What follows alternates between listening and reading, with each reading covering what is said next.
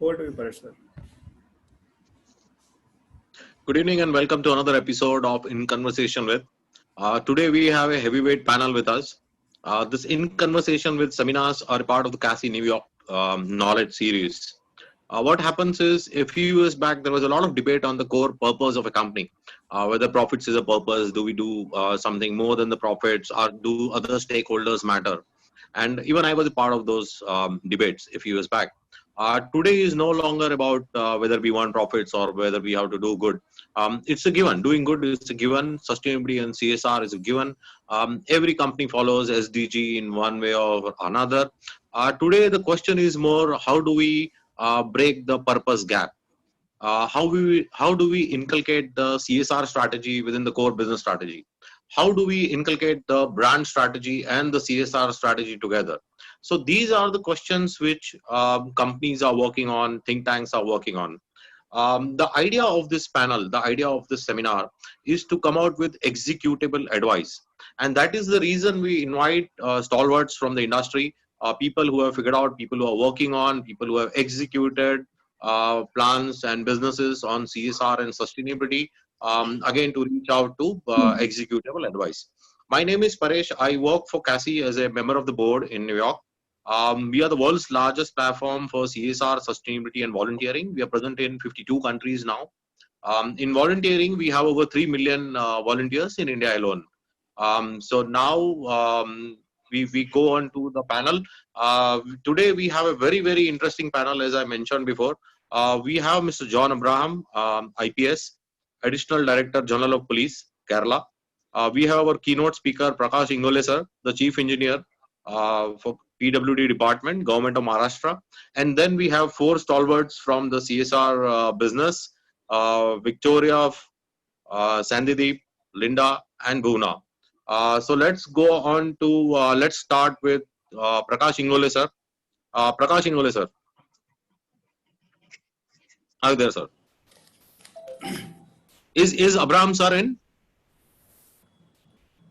Mitesh? No, he's not yet in. He's not yet in. They are trying to connect, but he's not yet in.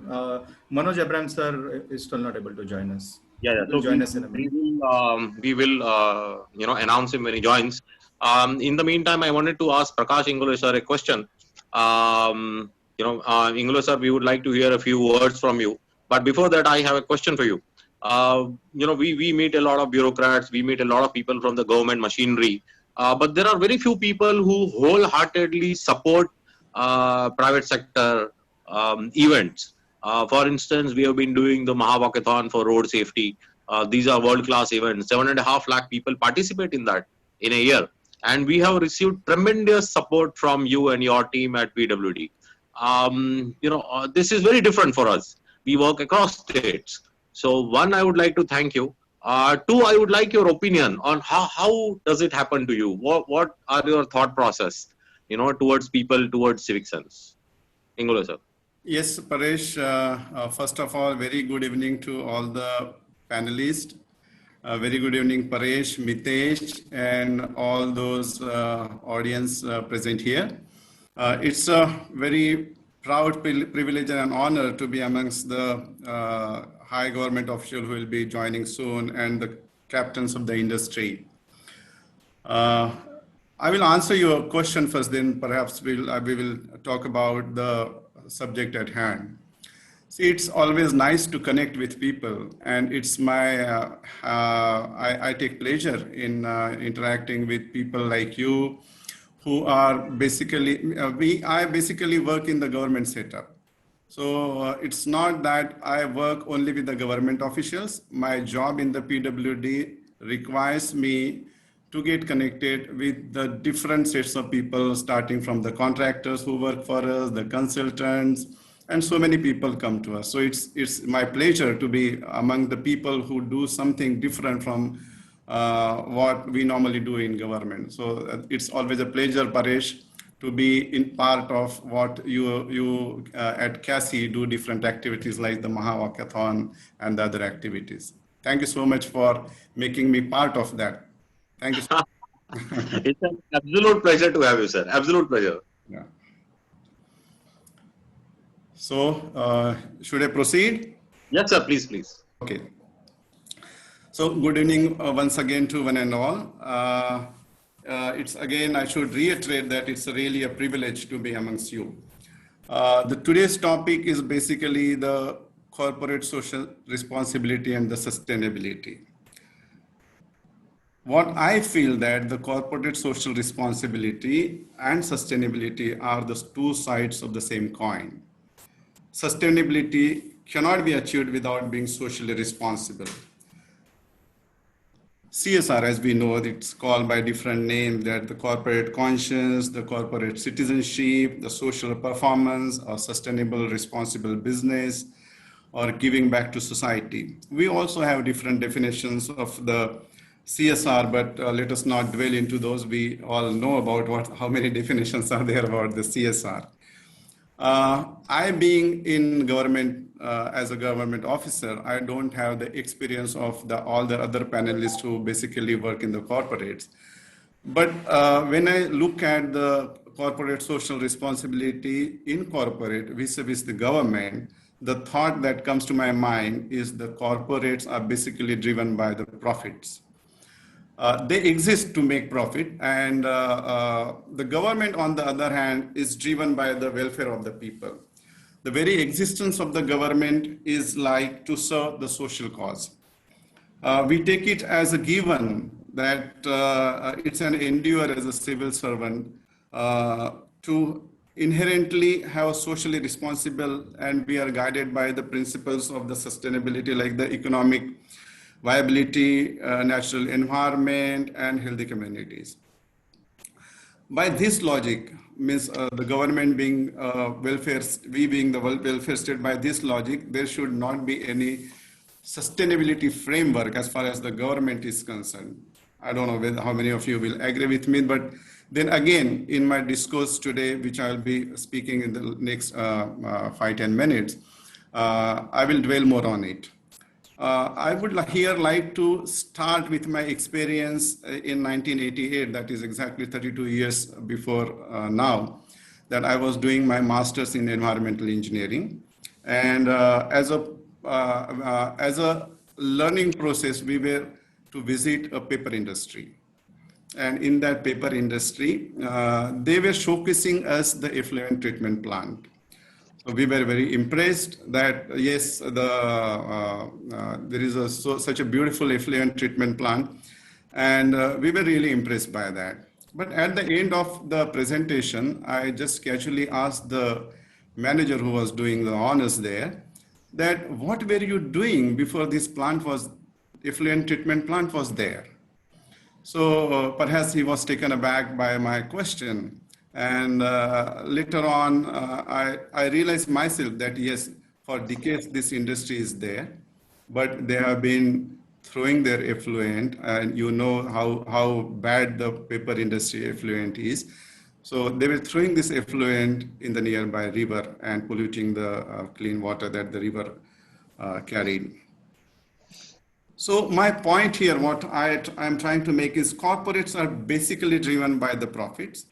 As you all know, there is one definition by Bhuvana in 1953, that businesses are responsible for their actions beyond profit and loss statements. So that was Bhuvana for us in 1953. When the corporates understand their corporate social responsibility, then these effluent treatment plants happen. When the corporates do the CSR, they ensure to comply the norms and standards of the ethics, the environmental protection, and the social inclusion. Standards that perhaps that protect the air, they protect the water we drink, the forest, the climate, the vulnerable sections of the society through good governance.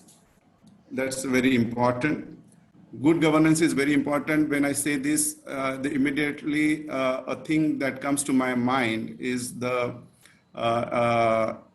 NPAs that are happening, the non-performing assets in the banks that are happening because of the bad governance of the corporate sector.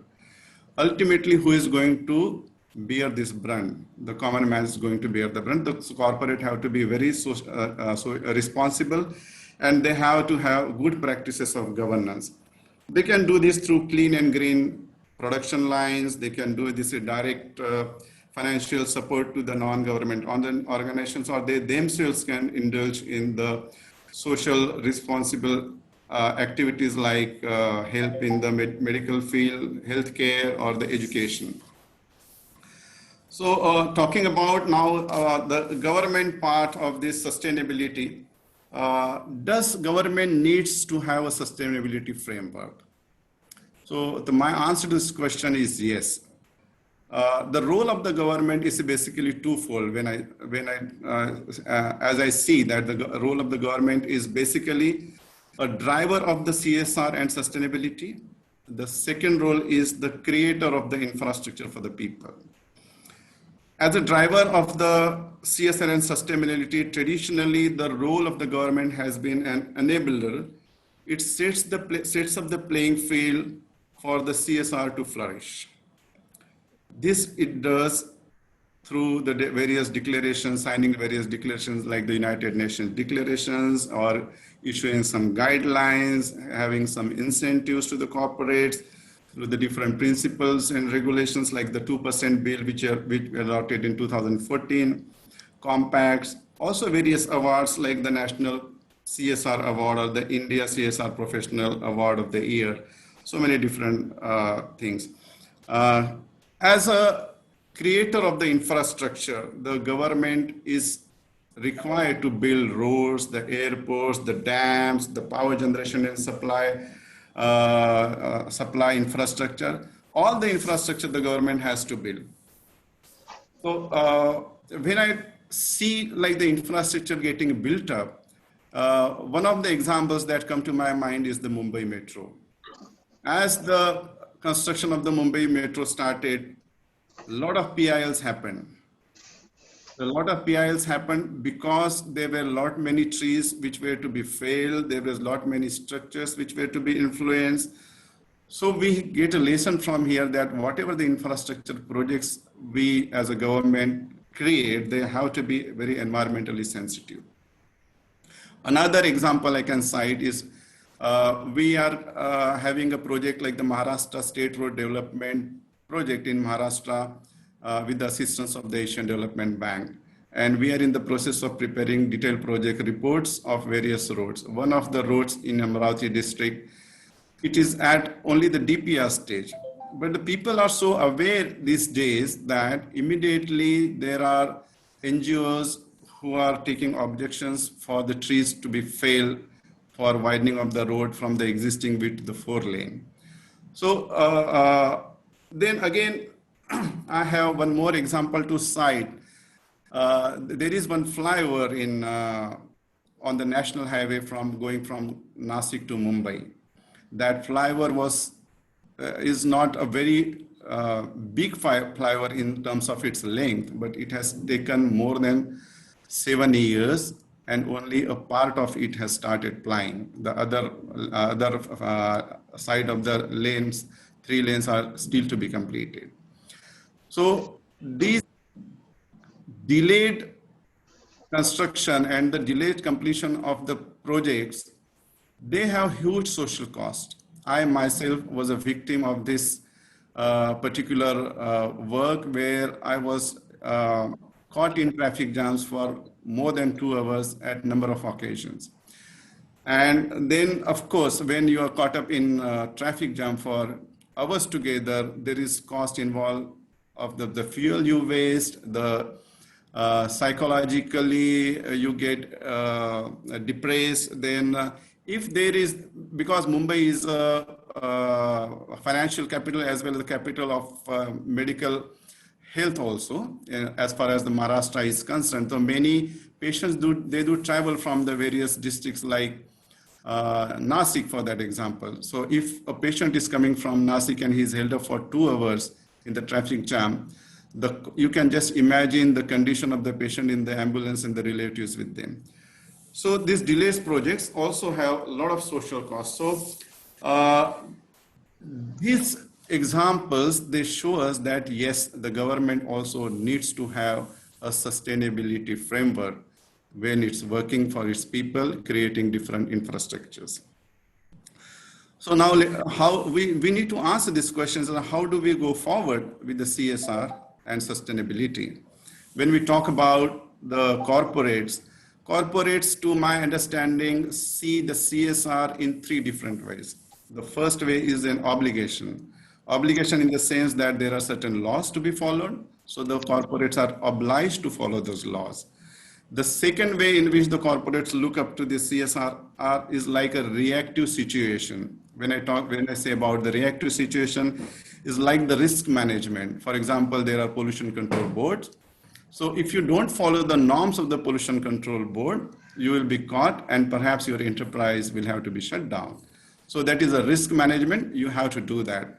And the third is the philanthropy, like thinking beyond the profits. So that is perhaps the best way to look at the corporate social responsibility when we talk about the corporates.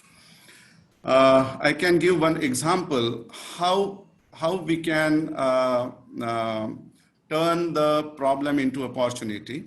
So I can cite one example that when I was working in Nasik, there is a sugar factory which manufacturing sugar, and from the molasses that were generated, they were using it in the distillery as a raw material and preparing some liquor out of that.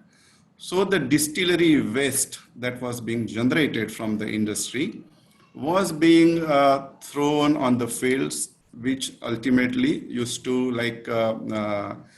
spoil the soil, and ultimately the fertility of the soil was affected. Now, many a times, this distillery waste was also thrown on our roads, which were under me. So many of these roads were like the WBM roads. When I say the waterborne macadam roads, they are not blacktopped with bitumen. So there's basically the stone roads with the binding material of some soil. So when they used to throw this distillery waste on those roads, the roads used to perform in a very excellent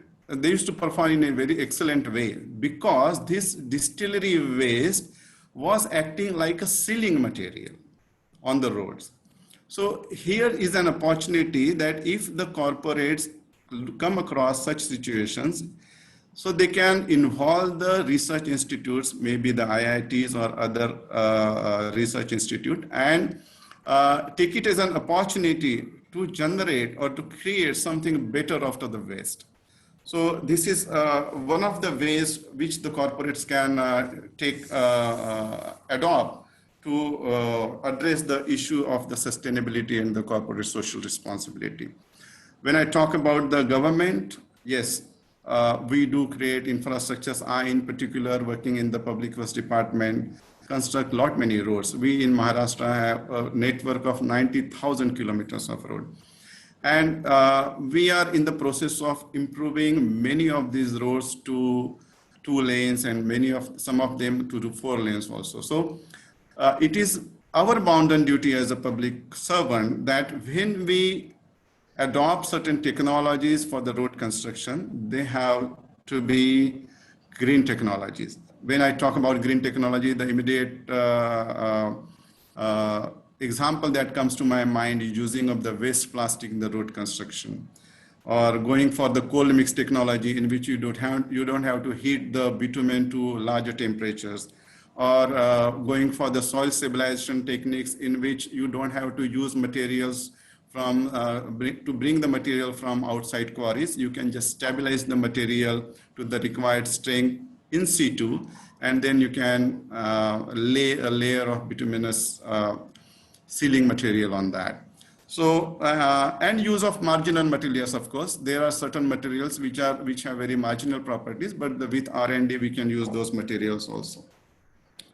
So by designing our roads construction activities in such a way, we can, to a certain extent, fulfill the various sustainable development goals that the United Nations have adopted. I have analyzed that how many goals as a road constructor with a better design I can fulfill that United Nations Sustainable Development Goals. So there are 17 goals. Yes?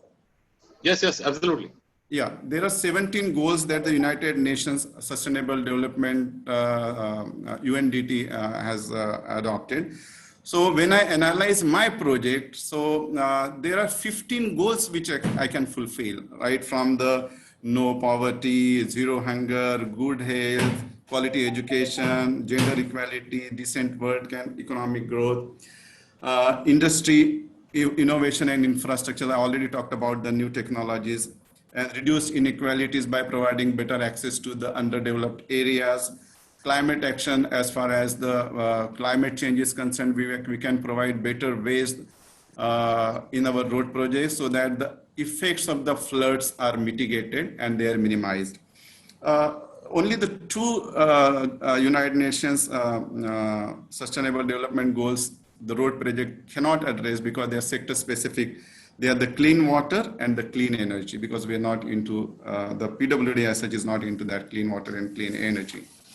To conclude, I would like to say that CSR has its origin in the corporate sector, where corporates are committed to honor the triple bottom line of the profit, people, and planet. But the corporates need to honor them in letter and spirit and shy away from the lip sympathy, what we say. They should shy away from that.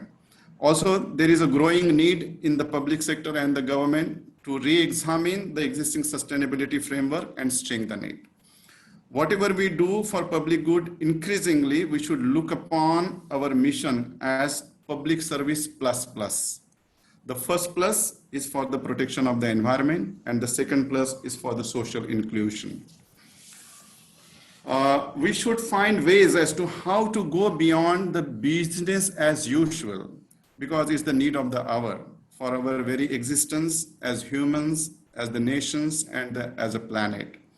We need to find innovative ways to deliver our mission of sustainability so that we are able to hand over a viable future to our next generations. Finally, before I end, I would like to put a few questions for the panelists, which they can answer in their speech. The first question is, how can government promote sustainability development goals in public and private sector, both in better ways? Do you see possibilities of better ways of adopting sustainability in your sectors? And the third one is, in the context of the COVID-19 pandemic, which has depleted the government resources and also the resources of the corporations, how do we sustain the hard-won gains of sustainability? So with these words, I conclude my keynote address. Thank you very much for this opportunity, Paresh. Thank you very much, Mitesh, and thank you for patiently listening all the panelists. Thank you very much. Thank you very much, Ingole sir. That was an amazing speech. As I mentioned, at the beginning of this program, this is a seminar of the heavyweights. So that was a heavyweight speech, and coming from the government angle, particularly from PWD, which has billions and billions as budgets per year, that would be very interesting to the panelists, to me, to Linda, to all of us. On if the government is keen to adopt the SDGs, yes, we are inching towards the SDGs. So that and some of the points you made are very nice. The role of the government and all. Yes, there are a lot of things that we can do from now. But yeah, absolutely amazing speech, sir. Thank you very much. Dr. Mitesh is. Manoj sir is still not in. Okay. So we proceed? Yes, please. Oh, very nice. So, Ingole sir, one more thing. The name of this series in September is What's Your Angle? So yes, now we know your angle. So that is exactly the attempt. This is not a Gyan, seminar which we are having in September. And when we designed these seminars, we said, let's ask people what's your angle. It may be a personal angle. It may not complement with everybody else. It may not complement with your employer. That's okay. The entire idea is to understand people's angle, because everybody here is so experienced that you will automatically develop an angle. You will have a frame of mind that I think this should be done, or this can be like this. So the entire purpose is to get senior people in a room and get to know their angles, and it will help develop ourselves and our own plan of actions. So that was a deep angle, and yes, so that was superb. Let's start with Linda, because the PWD, the work that the PWD does is very connected to what Linda does in promoting the SDGs, especially sustainability in the core sector. Yeah. So, Linda, please tell us what's your angle, and if possible, please answer the questions by Ingole, sir.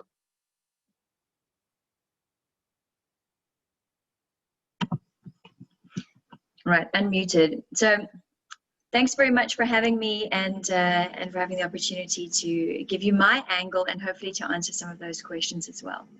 So my background is, I've been a consultant for many years, helping mostly large corporates around the world, but I've also worked with government and also with smaller organizations, helping them to find their angle, if you like.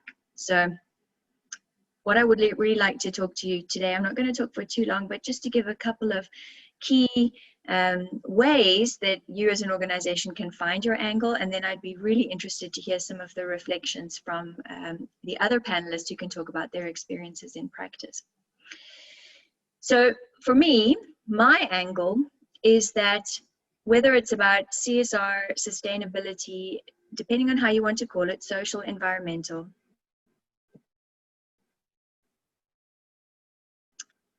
they look at many, many aspects: sustainable or social, society, environmental, economic, infrastructure, peace, etc.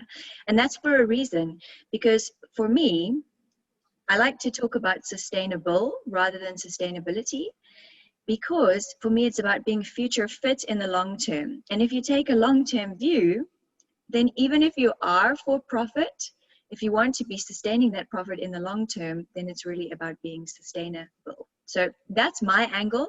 And from taking that angle, I try to assist organizations in finding their angle. And I love the rule of three. So I always like to do things in threes. I've had an earlier conversation with Dr. Mitas and with Paresh, talking about some of the more technical aspects, but now I'm going to try to keep it as simple as possible. So what are the three things? Listen, act, and listen again. So if you're an organization trying to find your angle when it comes to being sustainable, these three things. Now, what do I mean by listen? First of all, listen in the broad sense of the word. Look at what's happening in the world around you. Listen to what your stakeholders are saying. What do they expect from you as an organization?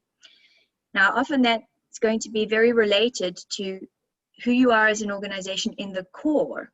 So for me, being sustainable is really about, if you're a bank, find a way to be a sustainable bank. If you are in retail, find a way to be a sustainable retail company in the core and the essence of what you're doing. So if you're building roads, make sustainable roads.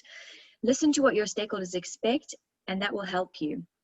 But listen also means, what are your competitors doing? What are they focusing on? This helps you to figure out, well, what should our priorities be as a company? What's our angle? Not only in terms of what aspects of the SDGs, what aspects do we want to focus on, but also how ambitious do we want to be? So you set priorities and set targets. That's the first listen. The second one is act.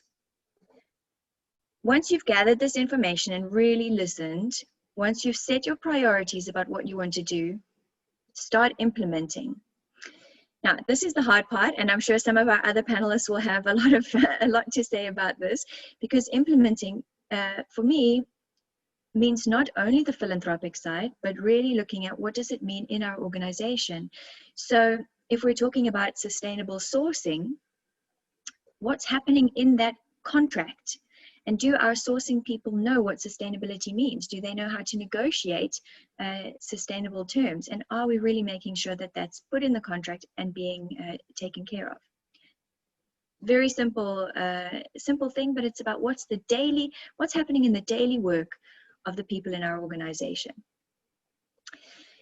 So that's act. And then listen again.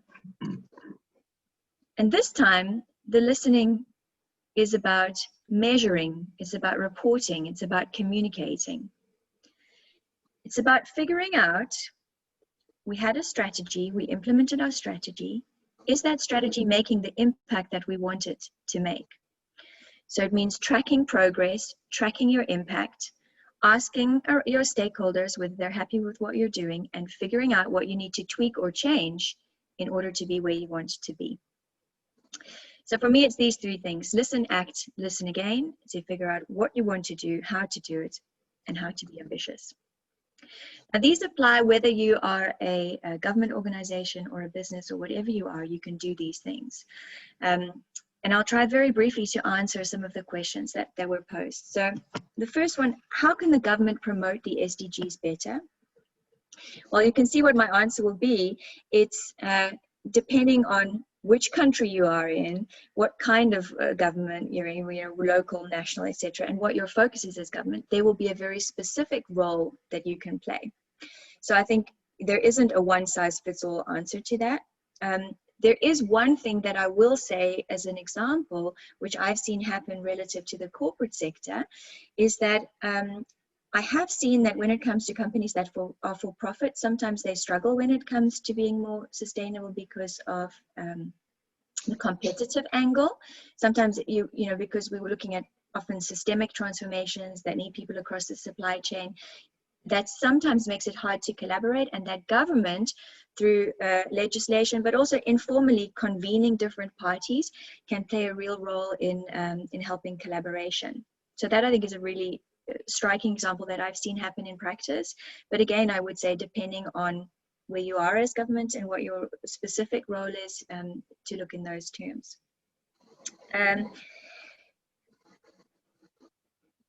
Then when it comes to COVID and sustaining the hard-won gains, well, this, I'll be honest that in March, I kind of took a very deep breath and thought, oh dear, what is all of this going to mean for sustainability? And I think we've seen a big shift. Organizations have been facing very different challenges, very large challenges, which again, I'm sure we'll hear more from the other panelists in a bit more about that. So I think what sustainability means and the role for companies is changing because the context is changing. But having said that, I think, this crisis has forced a lot of us to think creatively and think in different ways. And so there really are some great examples. If you look at, what's happening online, for example, that supply chains are changing. And because people are being pushed to reinvent, that we're seeing more and more that in that reinvention, sustainability is, often being taken into account. So I think it's too early to tell, and there certainly are negative impacts from the COVID crisis, but I see an opportunity as well to redesign the way that we do things. So I would, of course, urge all of us to take up that opportunity. And I'll leave it there. Thank you, Linda. I have a question for you on sustainable sourcing. You mentioned about sustainable sourcing. Now, when we started from New York, and then we went to Europe, and then we came down to Asia and the African countries, and that is how CASI spread across 52 countries. When we talk to a foundation or a CEO in Europe, then basically our pitch, the sales pitch of why should the company do responsible sourcing or set up a foundation or do good is your stakeholders will like you. Simple as that. Yeah. So that is how it works in Europe.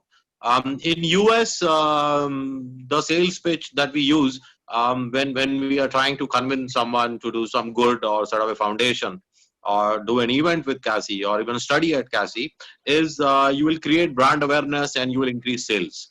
So simple as that. In US, it's all about brand awareness and increasing sales, whereas in Europe, it's all about the stakeholders will like you, man. And yeah, the deal is done.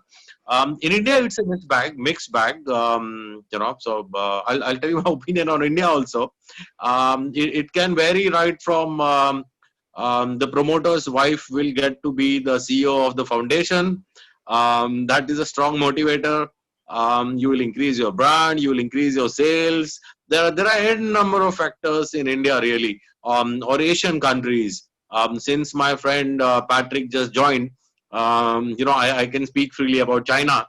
So even in China, it is like that. It's a very complex mechanism, and you can't really force sustainable sourcing. So I just give you my background, my side of the story. I have a very simple question for you. When you're talking about sustainable sourcing, responsible sourcing, or even a simple thing like avoiding child labor for anything that you are outsourcing to Bangladesh, there is a cost. There is a cost. How easy or difficult is it for your European companies, since you are in Netherlands? How easy or difficult is it for the companies to pick up the cost? Is it a difficult business case to sell, or is it an easy one to sell? Well, I think maybe first of all, I think it's something like a simple thing like child labor. There's no such thing as a simple thing like child labor. I think it's a very, very complicated thing. It's one of these things that's very simple to say. And in that sense, it's an easy sell because everybody says, of course, I don't want any child labor.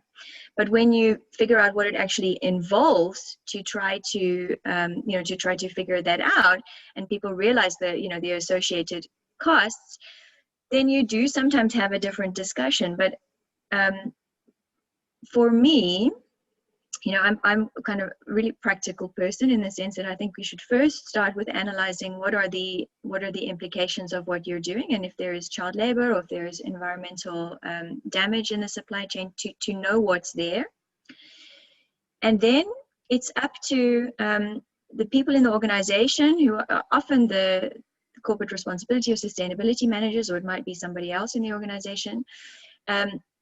These people are the real warriors and the real influencers in the organization, because then it's about figuring out what is the trigger in order to, let's say, sell this positive impact. And it could be the impact itself. And look, we don't want child labor. Nobody wants child labor. It could be that somebody else is more sensitive to the reputational aspect. So look, if it's found out, bad reputation, bad sales, the trigger can be different depending on which stakeholder you're talking to and how you're trying to sell it to them. And for me, the way that you talk about it should always take into account who your audience is, because you don't necessarily convince people in the same way, right? Which is exactly what your example talks about. And and sometimes you do need to do quite a bit of convincing, because sometimes the costs associated, can be quite significant. But often you can show a benefit on the other side. And sometimes it also helps to do pilots or to take small steps, which can really make that benefit visible. And that again becomes easier. Thank you very much for that answer, Linda. We will come back to you. I have a follow-up question we will take at the end of the seminar. Okay. See, when we started CASI, one of the things we said around 10 years back is that CSR is too important to be left to CSR people. You need to have a core understanding or a basic understanding of CSR and sustainability across the company. So people need to understand, you turn off the switch when you're not in the room. That is something which everybody needs to understand. Not to waste paper, child labor, sustainable sourcing, sustainable selling, ethics, corporate governance, everything.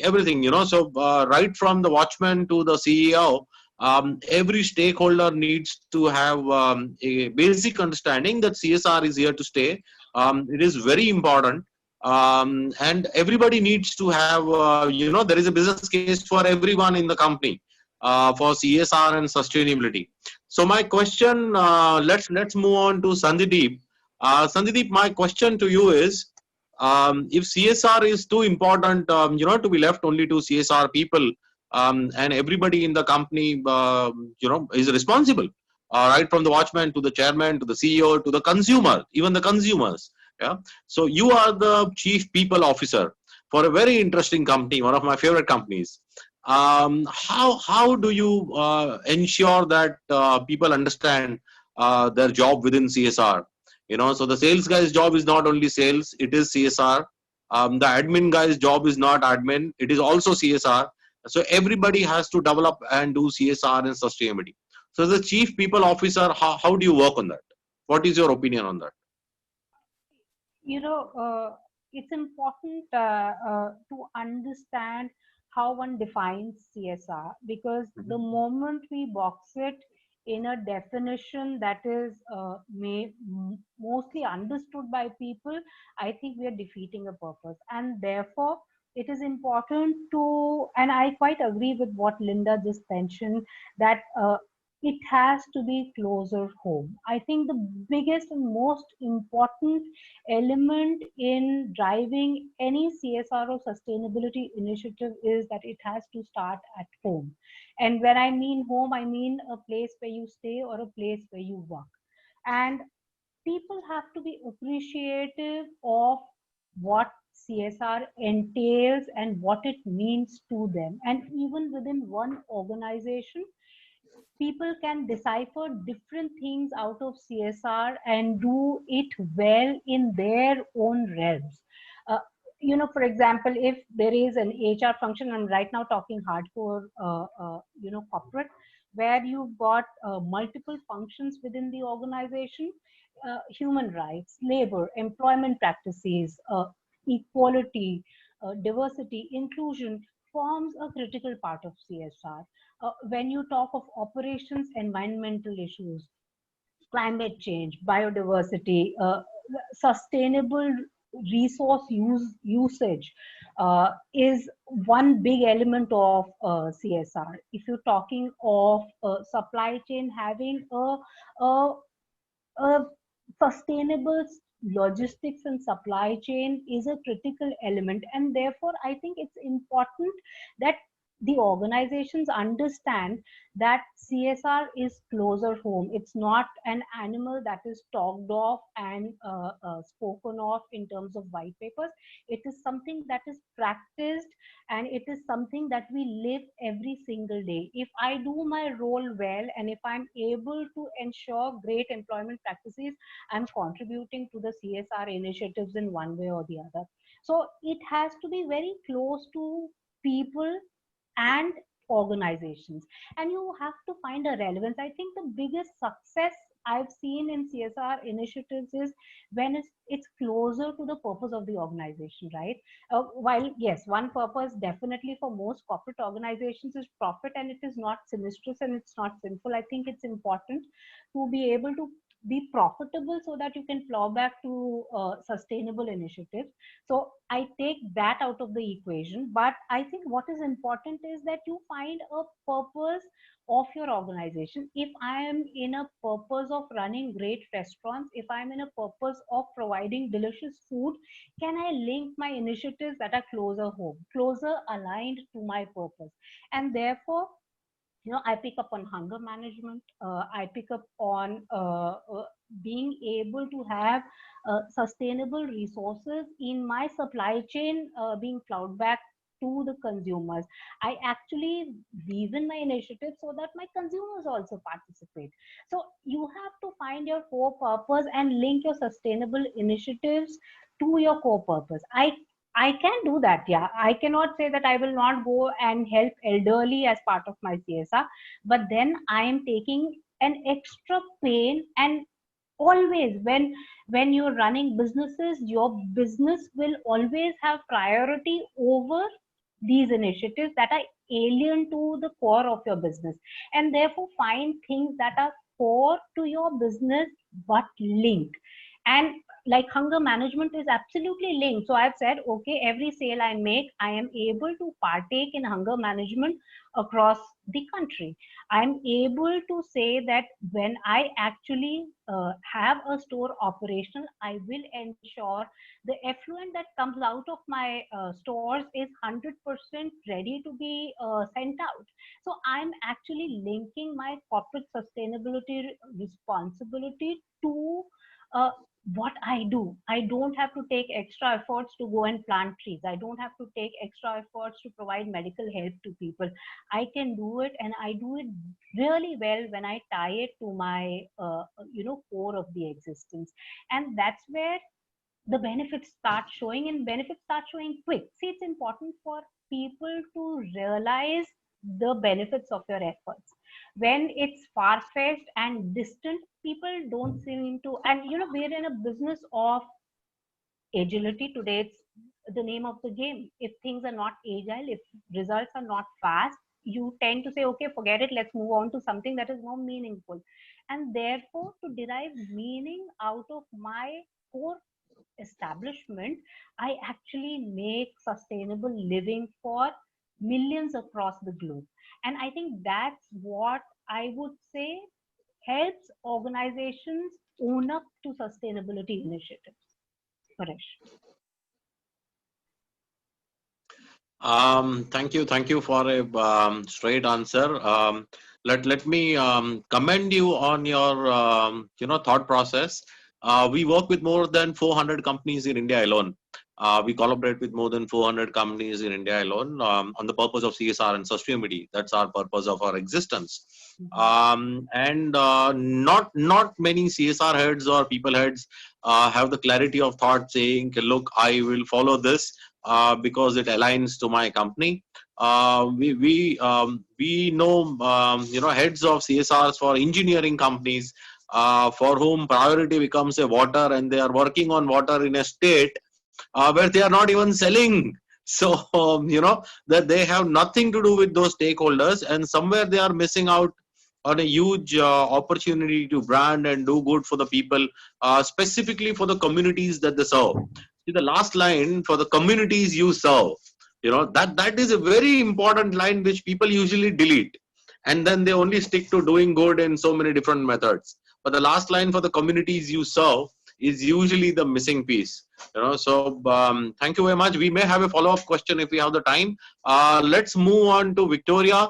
I would like to know about the technologies that you're bringing from US, the colleges or the universities you are collaborating with.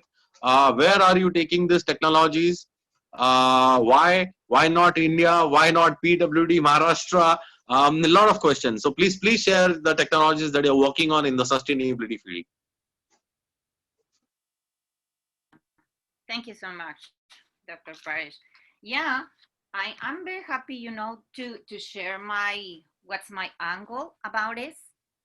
I think that I don't know, I start my intervention saying that for me, if we act sustainably, we act responsible.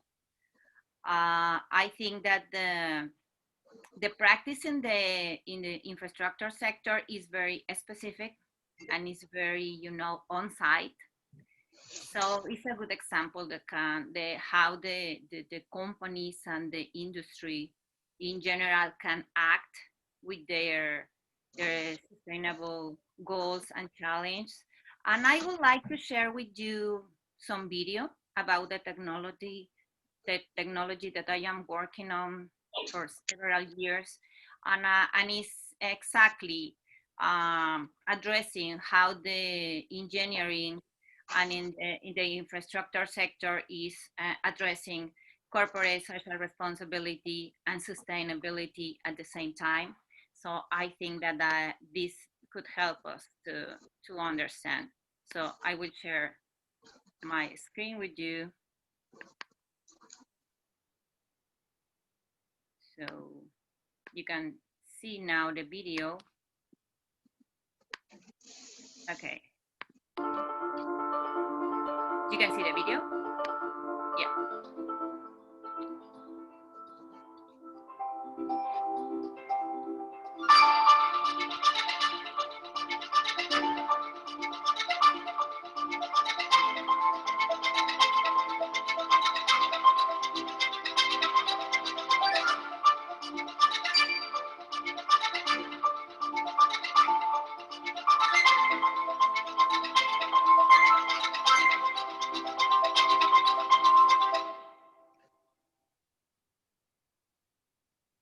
Mhm.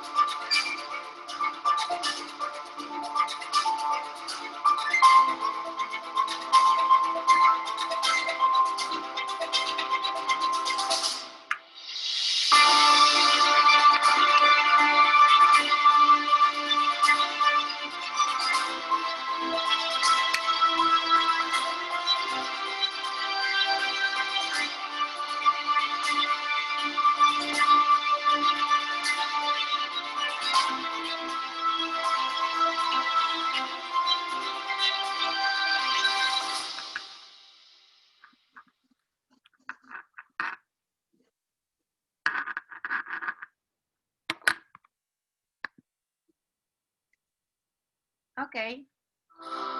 So let me put a pause in the video. More than ever. Yeah. So this technology, as you can saw in the video, is more about how to address sustainability in projects, in infrastructure projects. Infrastructure projects are the main projects in our society. I mean, communications, transportation, water supply, power, electricity came from these larger projects. So I am trying to share with the Latin region, with Latin America and the Caribbean, this technology. I was educated and trained and certified at the MTA in New York as part of a scientist working on this technology, or how to adapt sustainable features and sustainable practices to the industry, that is very high impact industry, you know that. So working with diverse scientific and specialized group in any of the dimensions that this type of construction has, like like groups in engineering, civil engineering, water engineering, environmental engineering, all the groups, all the specialized groups that are involved in this type of projects on site, but also in the planning part, from the government, from the funds. So the idea of this type of framework is to integrate the sustainability in all the dimensions and all the interested parties that are participating, so all of them can apply certain sustainable features and sustainable solutions in their specific part of the or specific activities in the project. So this type of certification, I like a lot. This type of certification are, to development guide or guideline, because it's more specific, it's more site-based. So, and it's more focused in enumerate any of the impacts that are in any of the projects, and how to, and they are doing the research about how to abate or how to control any of the impacts, how to maybe, I don't know, how to compensate them. And I think that is a very good tool to control all the impacts that the project or any of the projects can have.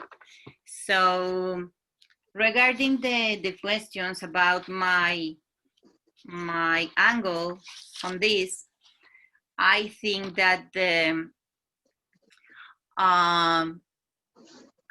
if the project is sustainable, or if the project is addressing their goals or their challenges with responsibility, they can gain some, some important level of sustainability, and be certified for this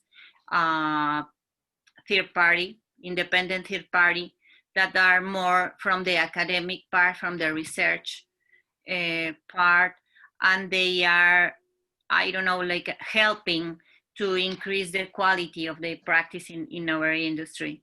So as I have worked for the more dirty industries in the world, I have worked in mining, in petroleum and oil, but I try to help them to be more responsible through the adaptation of this type of practices in the very specific practices that they can adopt in some part of their process in order to be more responsible. Why not? So, and regarding the government participation, I think that the government is a very important agent. It's not the only one, but it is a very important agent, because it's a planner. I mean, the government is helping society to organize and to define what's the goal of the society, what's what are the challenges for the rest of the agents. So I think that the participation of the government is very, very important. It's not the only one, but I think that the government have to have this very, smart strategy, and be very specific also in what are their specific needs, depending of the country and depending of the level of government. I agree with Linda about this. And they have to define how to address these challenges, this specific challenge they have. And I think that also I think that I agree with Linda about Victoria. Last 1 minute to wrap up, please. Yeah. Okay. So for me, the roadmap will be maybe in this process to adapt more responsible and sustainable measures or practices in our societies is listen, learn, act, verify, and certify. Because I am working on that, So I think it's very important, to learn how to do sustainability in our processes, in our specific activities, professional activities. And I will say that will be like at the central part of this, to learn how to do it in our specific. So Victoria, something is into EPCM, or you only do the engineering part of it and you do not do the procurement, management, and the construction part of it? That's a good question. You only do the engineering part of it? No, I am not an engineer. But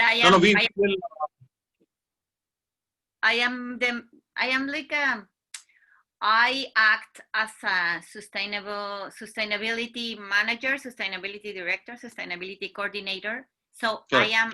I already know, after many years of practice, how to help any of the specific groups, because I have knowledge about the technologies and the equipment and the new methodologies that are more generally, not so specifically. Sure.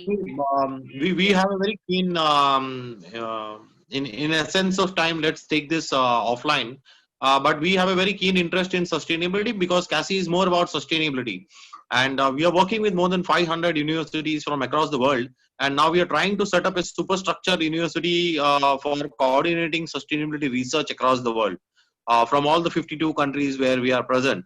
But my problem with certifications like that is they do not take into account the 74% embedded carbon which is already there in the procurement that you do. So you will only take into account the 26% carbon which comes while constructing something which you are constructing. But the 74% of the carbon is already embedded, which is not considered by leads or any such certification. So really what happens is it becomes green labeling. Yeah, so but the debate can go on. So let's take it offline because we are very keen to work with consultants on the sustainability aspect. So we'll reach out to you and let's take this forward. Bhuvana, I have a very specific question for you, and there is a reason why we asked you this in the end, because you are the chief marketing officer. Yes. Yeah. So, sales is a priority, brand is a priority. If CSR helps you sell, superb, you sell more. If CSR helps you create a brand and which in turn helps you sell, superb, you sell more. So that's how we work. That's how I used to work. So please tell us your angle, about CSR and sustainability. And then you can tell us probably in a few words about what happens at Randstad. Absolutely. Thank you. Thank you for having me here. And what an interesting, discussion we've had, such controversial points of view and different points of view as well, right? And my job as a CMO is to find the angle, actually, right? So that's where it starts. But I think I kind of, want to go back and say that the sustainable CSR, I think, is the key word here that I'm picking up from across all the panelists, right? So that's the main thing that every organization needs to think. It's not just organizations, but also what I found, and I've been working for about 24, 25 years in different organizations. And if sustainability is at the heart of the strategy for an organization, right, that's what has actually worked. And and I think we spoke about the positive image, we spoke about the sales angle, the consumer appeal, there is of course the talent attraction, right? And also the stronger community relation that it brings to the table, right? And of course, at the bottom is where the bottom, the bottom line is. It's not the inverse funnel that Mr. Ingole was referring to. Actually, the bottom line is literally at the bottom when it comes to CSR and sustainability for any corporate. It is there. It has to be there. Otherwise, it doesn't make sense. But what I found is that, when you bring the human side of the whole thing into the CSR and sustainability, in initiatives that a corporate run, and going back to what Sandhydeep was saying, you have to find, it has to be built around the organization's capabilities, right? I just want to kind of relate it to what happens in Randstad.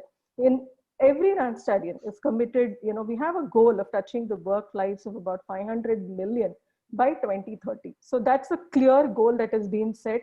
That is a clear goal that has been communicated to everybody in the organization, and that's what everybody is working for.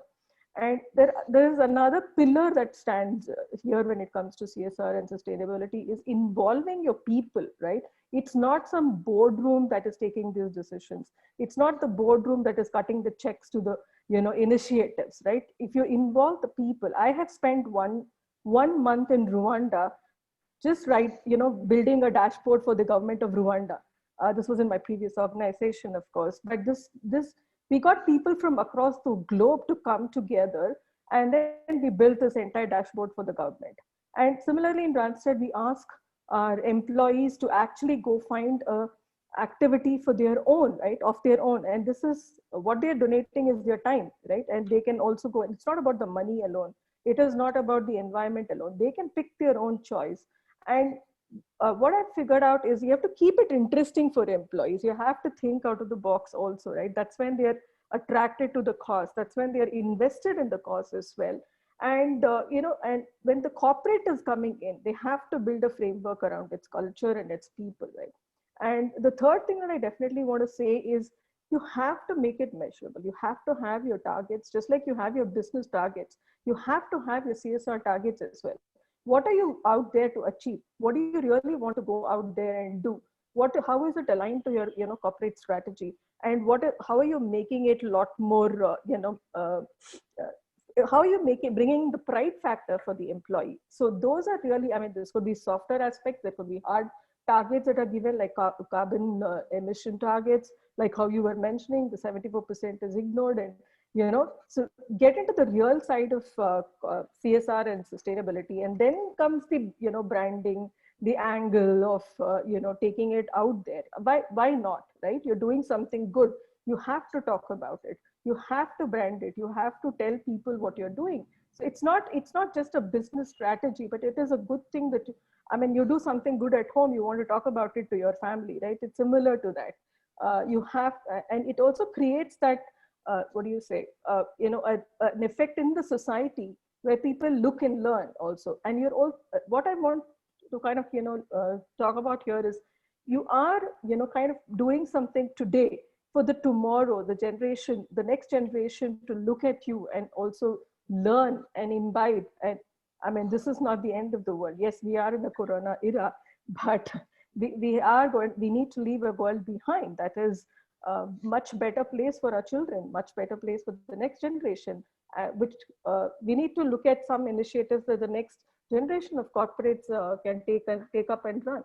So it is about volunteering, it is about charity, it is about leaving that positive impact on our society. That's what I wanted to talk about. Thank you.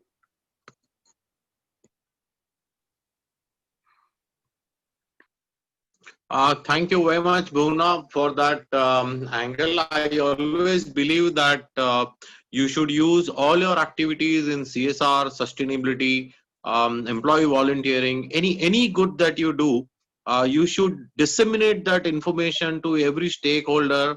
A feel-good factor always, culminates into bottom line. Yeah, the feel-good factor will always culminate into a healthy bottom line, and a healthy bottom line will help you do more good. That is absolutely on the mark. I don't have any questions as such. I invite the panel to ask each other questions if they have some questions for each other. We have last 2 minutes before we sign off.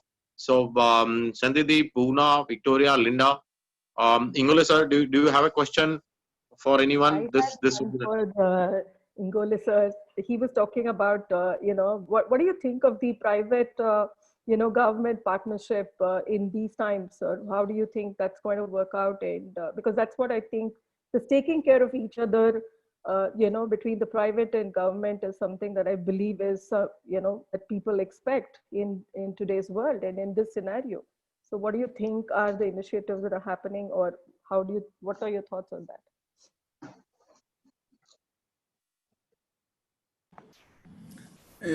Yes, Bhuvana. These are difficult times, everyone is affected by this COVID pandemic.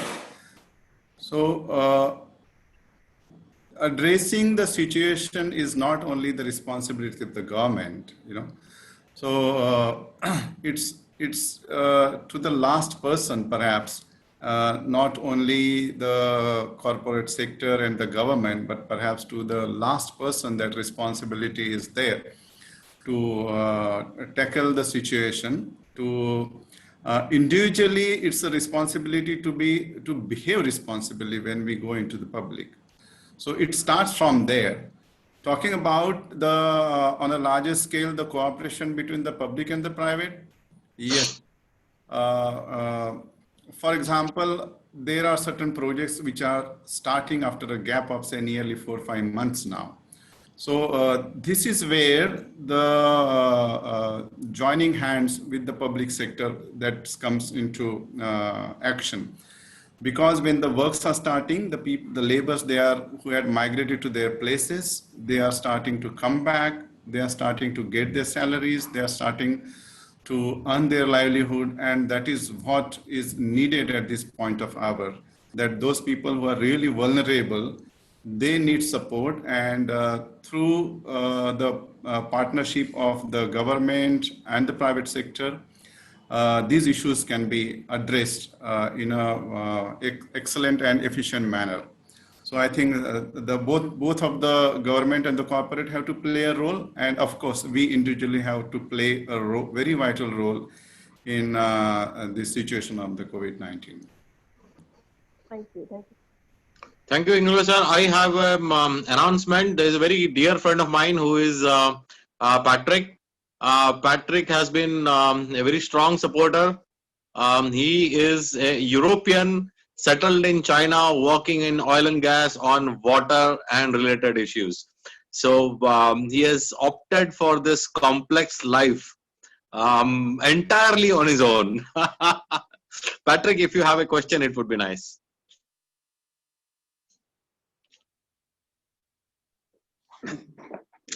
Well, I missed a lot of the presentations, unfortunately, due to technical issues. But I mean, there's a lot of excellent content in there. Of course, what I see as the challenge all the time is a lot of the talk about the impacts. I'm always thinking about it as working in the front line. For example, Victoria, I think, was talking about oil and gas and mining companies. Understanding even the short-term impacts, but especially long-term impacts, is very difficult.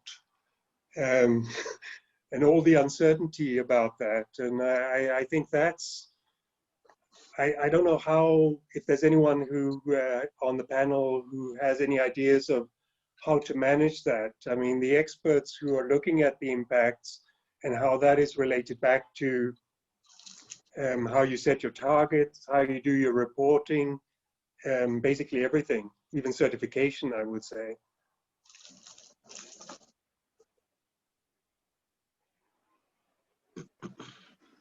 I never ask easy questions. Yeah. Okay. Gloria, do you want to go first? You first, Linda. I think I need to take a little. Thanks. No. Well, I will. I'll try to say something that will hopefully help a bit. I think, Patrick, you hit the nail on the head that it's very easy to talk about impacts, but it's sometimes quite hard to figure out what they really are, especially after many years, and also bearing in mind that if we wanted to do let's say a very scientific impact measurement, you can spend all of your money on that and not the money on doing the good in the first place. So it's always kind of a balancing act, and you need to be practical. So for me, it starts with the intent. The most important is the intent to do good and to try to understand what is the best option, knowing what we can know now. And that means, that's why I think Victoria and myself also spoke about learning, also some of the examples. That means that sometimes you might have to change as you go along if new information comes up, which you didn't know before. But important to be open to that and be willing to change if that's just very practically. There are ways to let's say gather impact information in a more practical way. So what you can do is send out questionnaires with your, there are also, depending on the situation, try to embed it in your processes so that you're gathering information in your daily business. That makes it cheaper and easier to gather information. Another way to do it is to of course, again, not perfect, but to look at scientific studies that have been done that may not be in your specific situation, but can it help you to make an assumption? Again, bearing in mind assumptions are assumptions, but these are just kind of practical ways. It's not perfect. That I think is for sure. Yeah. Victoria, now you. Yeah, I agree with Linda about we have to be very practical, and that's why I like a lot the thing that I am doing from years ago, working with civil engineers and with engineers in general in infrastructure projects, because when you are working directly in the site, you can enumerate how many of the resources you are impacting with your practice. So it's very, you know, specific, and is very demanding in terms of the information that you have to gather, that you have to process. And but I think that is one of the advantages to work in this type of in this area of the practice, that is very practical, that you can see the impacts and you can work with them. So I think that the challenge for the practice on this is to have the adequate tools, the adequate platforms to, I don't know, to go ahead with the data, I don't know, management. So, but fortunately, the framework that I am working on is supported by the Harvard School of Design and Engineering, and they are working with this SOFNAS program that is a great fund that is working with development projects all the time. So we have the support of the research scientific part, but also we are working with technical teams supported by the Engineers Association of the US, the Public Work Association of the US. So we have these two parts that are not just in the scientific part and the research part, but also people that is working directly in the practice of the diverse, you know, areas of engineering. So they are working together.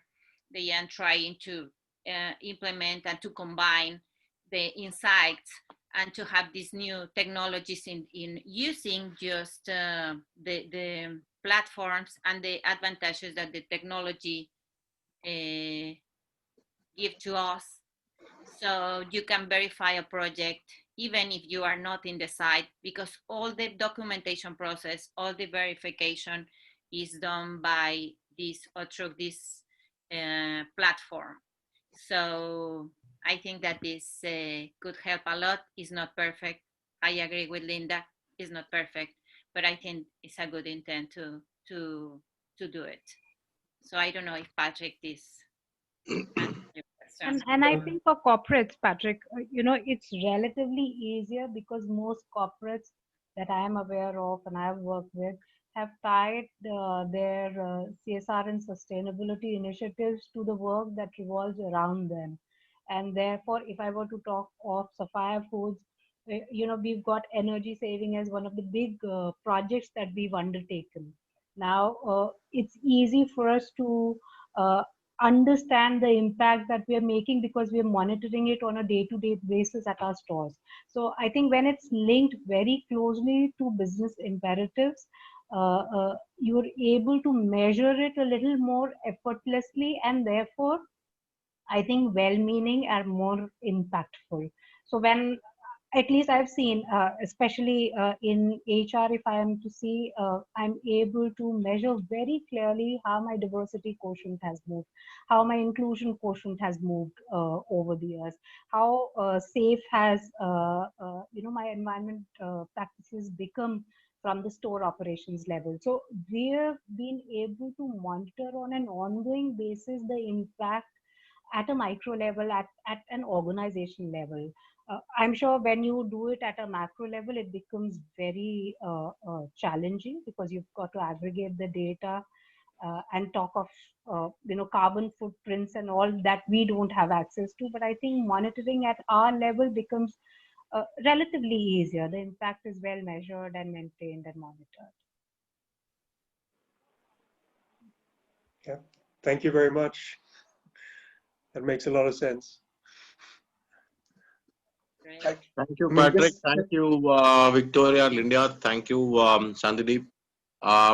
Do we close? It has been 90 minutes. A very well spent, exactly 90 minutes, or really 88. Yeah, so well spent 90 minutes on a Friday evening. Thank you, everybody. Thank you very much, the panelists. Thank you, Ingole. Mitesh. Thank you so much. No more questions, none from my side as well.